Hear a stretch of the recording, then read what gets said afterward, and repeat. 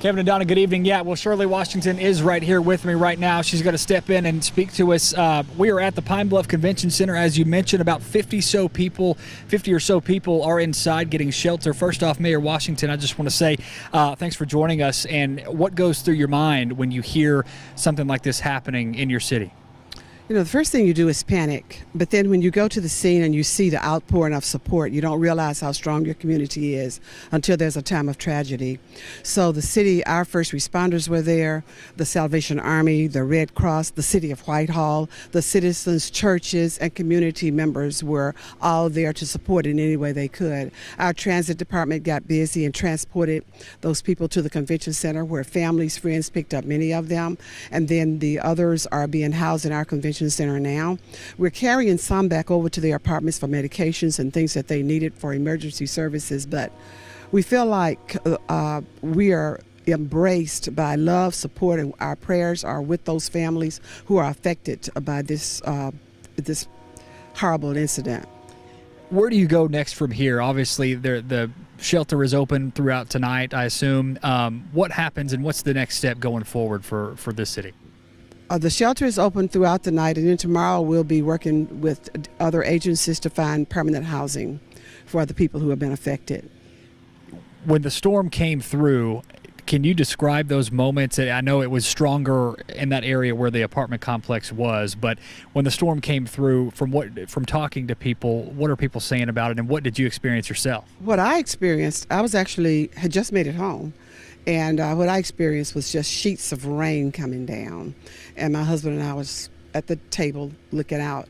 Then shortly after, I got a call saying a tornado had hit in the Broadmoor area. What people in the convention center are telling me, one man said that he was in his bedroom and he just heard this loud noise coming through. And before he knew it, his window was blown out in his bedroom and his living room. And then another man said he just heard this whoop, whoop, whoop sound. And he jumped up and ran to his bathroom for coverage. So I think it happened so quickly, you know, that people hardly could believe. Because usually Pine Bluff has been passed over. We just haven't had this kind of tragedy to really hit us to this level in the past. Last question for you. Any message for people out there that have been affected by this? Anything that you want to say to them?